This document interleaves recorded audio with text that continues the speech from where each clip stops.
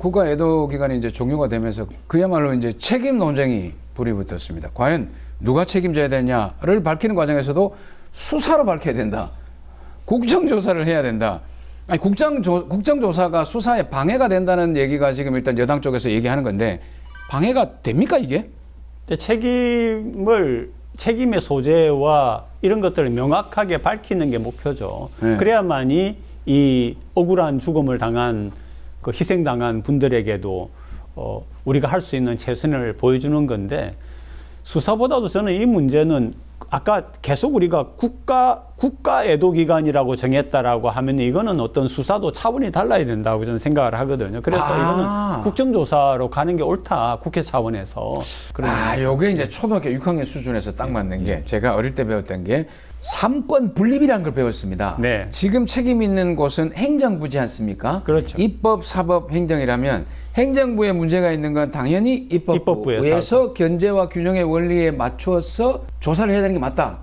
이거 맞지 않습니까? 이거? 그렇죠. 명쾌하죠? 사장님 오랜만에 활약을 좀 하시는 것 네, 같습니다. 6학년입니다. 이게. 네, 그리고 조사가 끝나면 그 결과를 이제 사법부에 주면 사법부가 판단해가지고 그렇죠. 죄 형량을 정하는 거죠.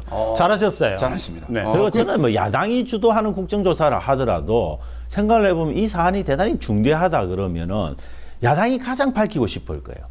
그러면 저는 그런 의지를 갖고 있고 확고하게 그렇게 해야 되는 정치적 이유를 갖고 있는 집단에서 정말 이런 홈솔 하나까지 빈틈까지 다 파헤치는 그런 아주 철저한 수사 이런 것들을 할 수 있는 가능성이 더 높지 않을까 뭐 그렇게 생각을 합니다. 또 하나 이제 제가 부탁하고 싶은 거는 사실은 이번 같은 경우에 뭐 하나의 일이긴 하지만은 해밀턴 호텔인가 하는 곳에서 불법 정축을 해서 1m를 잡아먹는 바람에 좁아졌다라고 하는 건데 그런 것들이 이 안전망하고 상관해서 전국에 수두룩하거든요. 그렇죠. 네, 맞아요. 그런 것들을 방지하고 엄벌할 수 있는 지금 같은 경우에는 뭐 100만 원인가 얼마를 내면은 그거를 갖다가 그 1m를 해가지고 벌어들이는 돈이 이 1m 때문에 내는 벌금보다 훨씬 많으니까 이런 문제를 갖다 국회에서도 제대로 좀 안전망을 만들기 위한 법률적인 것들이 동시에 좀 이루어져야 된다고. 네, 저는 개인적으로는 뭐 그런 문제도 중요하긴 한데 저는 이 사태의 가장 큰 핵심은 기본적으로 20-30만 명이 모일 것으로 예상되고 있고 그 이전에 유사한 행사에서 그리고 그보다 수가 더 적은 행사에서도 경찰력을 동원해서 기반적으로 동선 통제라든지 이런 것들을 해왔던 경험치 그걸 왜 이번에는 적용 안 했냐? 적용 안 한 이유가 뭐냐를 밝히는 게 저는 무엇보다도 중요하다. 그러네요. 저는 그냥 한마디로 안이했다고 생각해요. 그러니까 모든 면에서 안이했다. 네. 금방 말씀하신 우리 차 교수님 말씀대로 하면 이전에 어떻게 했느냐를 영상이 나왔는데 영상 나왔죠. 예. 작년에 거기서 경찰이 경광공을 들고 자 이쪽으로 하면서 통제를 하고 있더라고요. 그러니까 이게 이제 우리가 정확하게 봐야 되는 게 실제로 그때 참사가 있을 당시에 정말 눈물로 호소했던 경찰관 우리가 봤고요. 맞아요. 또 하나는 소방관들도 그렇죠. 정말 애를 쓰는 걸 봤기 때문에 결국은 거기에 가 있던 소방관이나 경찰의 책임은 아니고 충분한 인력을 투입하지 못한 그게 책임이거든요. 저는 그 정책적 네. 판단을 잘못한 그 사람들의 문제일 가능성이 매우 높은데 지금 이 정부는 그 일선에 가서 통제하는 그 경찰들이 왜 제대로 통제 못했냐, 왜 제대로 관리 못했냐 이 문제를 따지는 거는 정말 저는 나쁜 거다. 오도하는 거죠. 사태의 본질을 완전히 호도하는 거, 왜곡하는 거. 이제 다음이 이제 그 지자체장인 용산구청장 박형국 그 용산구청장의 얘기를 하면서 사실 이제 지방자치단체의 책임이 어느 정도 있느냐라고 얘기할 때 나오는 게 지방자치경찰제입니다. 지방자치경찰이라는 게 경찰의 조직이 분리되어 있지 않습니까, 이제? 중앙경찰과 지방경찰. 그러면 지자체에서도 동원할 수 있는 그 지휘 감독 가능한 경찰이 있다면 지자체장의 책임도 커지는 거 아니겠습니까? 지자체장의 책임도 당연히 있다라고 봐야 되는 거고, 근데 이걸 저는 자치경찰제도라는 걸 만들었기 때문에 이런 사태가 발생했다라고 이야기하는 거는 저는 논리적으로 대단히 좀 맞지 않다. 어떻게 보면 자치경찰제도가 오히려 제대로 발달돼서 경찰 당국에서 경찰 인원의 배치를 재난 안전이나 이런 방향으로 아니고 뭐 마약이라든지 다른 예컨대 시위 관리라든지 이런 데 가더라도 자치경찰이 우리는 그래 못한다. 우리는 재난 안전에 더 하겠다라고 오히려 그런 권한들을 더 강력하게 발휘할 수 있으면 오히려 막을 수도 있었던 거 아니냐. 그런 관점에서 저는 자치경찰 제도의 문제는 아니다. 그렇게 오. 봅니다. 오히려 자치경찰 제도를 더 강화하면 막을 수 있는 문제인데 이걸 자꾸 문재인 정부 때 자치경찰 제도를 만들어서 결국은 경찰이 허술해져서 됐다. 이런 방식으로 몰아가는 건 저는 사태의 정확한 원인 규명과는 좀 상당히 거리가 있는 거다. 이제 거기다가 자치경찰제 제도의 안을 들여다보면은 자치경찰제가 있는 자치경찰 자체의 권한이나 예산이나 이런 것들이 굉장히 제한이 많습니다. 지금 뭐 거의 뭐 스스로 할 수 있는 게 거죠, 거의 사실은. 없습니다. 구청장이라고 하는 사람을 선거를 통해서 뽑는 이유가 뭡니까? 그 구 안에서 일어나는 것에 대하여서는 어떤 점에서는 무한 책임을 져야 그렇죠. 되는 거예요. 아, 거기도 그렇네요. 그렇습니다.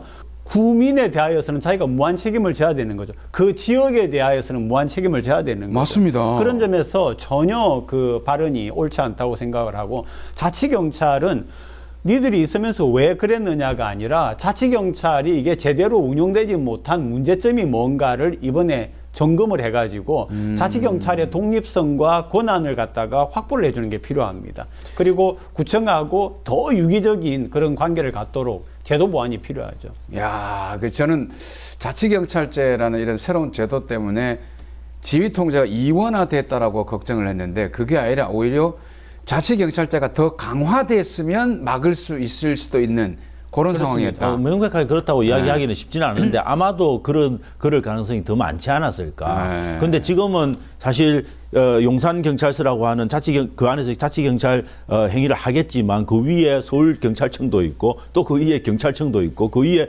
행정안전부까지 있는 옥상학의 조직들이 있는 상태인 거죠. 지금은 자치경찰 자체가 그 옥상학의 조직에 대해서 확실한 자율적 권한을 갖고 있다 이를 보기 어려운 겁니다. 아, 그런데 만약에 뭐 예를 들어서 제가 자치경찰의 위원장이다 그 지역에 그러면은 위에 좌우와 상관없이 더 많은 인력을 보내죠. 그러지 않겠습니까? 내가 판단해서. 그건 뭐냐면은 그만한 권한과 그런 게 주어지면 그만한 책임을 느낀다는 거죠. 근데 지금 현재 자치경찰제는 그런 것들을 요구하기에는 너무 좀 허술하게 되어 있다라고. 권한이 없다. 네. 아니 자치경찰위원회 위원장이 그 사고 나서 거의 1시간 15분 뒤에 보고받았대지 않습니까? 아, 보고도요? 보고도 75분 뒤에 보고받았다는데 할 말도 위원장이 안 그랬죠. 아무런 그게 없네요. 예. 권한도 없고 그렇죠. 전혀 뭐 어떤 책임을 질 만한 자리가 아니네요, 거기는. 그죠? 그렇다면 지금 이제 그 법적인 책임을 묻는 부분을 생각을 하고 있는데 아무래도 우리 윤석열 대통령도 이 책임에 대해서는 법률적 책임을 얘기하는 것 같아요. 그러니까 정치적인 책임이 아니라 법률적 책임으로, 그러니까 사후 사태 해결을 보니까 지금 용산구청장, 용산소방서장, 그리고 또 용산경찰서장, 네. 이쪽을 비롯한 6명을 그 이제 업무상 과실치사 혐의로 피소를 했단 말이죠. 그런 거 보면 제 생각에는 이 책임을 지는 범위가 좁아지는 것 같아요. 법률적 책임으로. 뭐 이걸 그냥 뭐 사고의 관리 차원에서 접근을 하고 있는 거죠. 이건 제가 볼 때는 국가 재난 시스템의 전체적인 관리의 문제인데 전체적인 관리의 문제로 가려면 행안부도 개입돼야 되는 거고 대통령실까지도 개입돼야 되는 문제니까 그런 문제를 확대하고 싶지 않은 거죠. 그래서 그냥 용산 이태원이라고 하는 그 스팟에서 나타난 이례적인 사건을 왜 제대로 관리하고 통제 못했느냐라고 하는 거는 그 해당 자치단체의 문제로 그냥 국한시켜버리는 방식으로 저는 희생양을 만들어내고 있는 과정이다 그렇게 봅니다. 그게 아마 처음에 얘기된 거는 업무상 과실치사하고 직무유기 두 가지였는데 네. 아마 앞에 거는 띄어내는 것 같아요. 띄어내고 직무유기 쪽으로만 이제 한정해가지고 이야기를 하는 그런 방향을 보인다고 들었습니다. 야, 이게 참 쉽지가 않네. 근데 이제 그 뒤에 일어난 일들이 보면은 광화문에서 다시 또 촛불 집회가 있었습니다. 그 희생자 추모와 또 뭐 책임자 추궁을 위한 여러 어떤 촛불 집회에서 나오는 이런 정치적인 의사 표현 이런 것조차도 정치적으로 이용하려는 거 아니냐라는 얘기를 하면서 또 그거를 약간 또 억압할 수도 있는 분위기가 되는 것 같아서 약간 걱정이 됩니다, 좀. 뭐 벌써 이제 시민단체 동향 이런 거 파악하고 있고 그런 것들을 보면 분위기는 결국은 이런 국가 애도기간을 설정하면서 그 속에서 시위나 이런 것들에 대한 약간 공안적 사고 이런 것들을 아마 저는 고민을 하고 있지 않을까 생각을 합니다. 그래서 그 이후에 뭐 어떻게 대응할지는 모르지만 뭐 저는 하여튼 그런 시위에 대한 어떻게 보면 마타도 이런 것들을 충분히 만들어내서 뭐 억압을 할 가능성 이런 것들도 배제는 할 수 없다. 그렇지만 지금 당장은 이제 그게 아주 겉으로 드러나고 있지는 않으니까 조금 더 두고 봐야 되지 않을까 싶습니다. 그죠. 촛불 집회에 나와서 얘기를 하는 분들이 과연 어떤 분들이 나오냐에 따라서 이게 국민 전체를 대변하는 느낌이 온다면 사실 이건 정치적인 게 아니지 않습니까? 그렇죠. 만약에 거기에 이제 그 전에 우리가 촛불을 했을 때처럼 그런 뭐 애기 이 유모차에 끌고서 모든 엄마들도 그런 분들이 나오고, 나오던 그런 것하고는 아직은 좀 차원이 다른 얘기인데, 그러나 어쨌든 분명한 거는 현 정부와 현 정권이 생각해야 되는 거는 국민의 기대에 전혀 못 미치고 있다라고 하는 거는 정말 자승자각해야 된다고 생각을 해요. 근데 윤석열 대통령이 지난 7일이었죠. 국가안전점검회의에서 각종 재난안전사고에 대한 제도를 전면 재검토하고 문제점을 과감히 개선하겠다 이렇게 말씀하셨는데, 중요한 건 이렇게 말씀을 하시고 난 다음에 예산을 봤더니 심폐소생과 관련된 교육 예산이 18억에서 16억 5천으로 줄었습니다. 근데 여기에 한술 더 떠서 교육 목표는 25.6%에서 26%로 또 교육 목표는 올라갔어요. 많이 교육해라. 근데 돈은 적게 줄게. 그건 생산성 향상이죠. 생산성. 그러니까, 어떻게 해서 그렇게 생산성 향상을 그렇게 획기적으로 할 수 있는지는 참 모르겠습니다. 근데 제도 개선을 딱 말씀을 해놓고 예산을 줄이는 이게 자꾸 앞에서 보던 방법이에요. 손발이 안 맞는 게, 저는 18억이 16억 5천 된 걸 대통령이 알았을 거라고 생각하지는 않습니다. 그렇지. 그렇게 세세한 디테일한 예산이니까. 것까지는. 그러니까 예. 결국은 손발이 안 맞는다는 얘기가 되는 근데 거예요. 18억에서 16억 5천 되는 과정은 정확하게 말하면 1.5억 원 정도 줄어든 건데, 1억 5천만 정도 줄어든 건데, 이거는 639조 예산을 만들 때 그냥 예산 줄여라, 이건 그냥 통큰 정책인 거예요. 그러면 밑에서 줄일 때는 그냥 각 부처마다 10%씩 줄이는 겁니다. 일률적으로 편하게. 그리고 각 부처는 받으면 여기서 가장 표시나지 않고, 그다음에 우리의 가장 부차적인 업무들이 뭐냐를 가려내면서 거기에서부터 줄여나가겠죠. 저는 그 직격탄을 맞은 게 심폐소생, 이거 굳이 그렇게 열심히 안 해도 된다, 표시 안 난다, 그러면은 10% 까는 거죠. 뭐 그런 방식으로 저는 예산이 지금 정해지고 있는 거 아니냐 하는 현저한 의심을 할 수밖에 없는 상황이다, 그렇게 봅니다. 근데 뭐 심폐소생 같은 교육 이런 거는 겉으로 드러나지 않지만 사실 이런 재난 상황에서 그 많은 군중들 속에서 일반 민간인들이 심폐소생을 할 수 있냐 없냐는 대단히 큰 문제죠. 그러네요. 그래서 아마 그런 것들을 제대로 이제 꼼꼼하게 체크해 줘야 되는 것이 바로 국회의 기능이거든요. 근데 이제 국회가 그런 것까지 세세하게 들여다보는 그런 예산 검토를 하고 있는지도 잘 모르겠어요.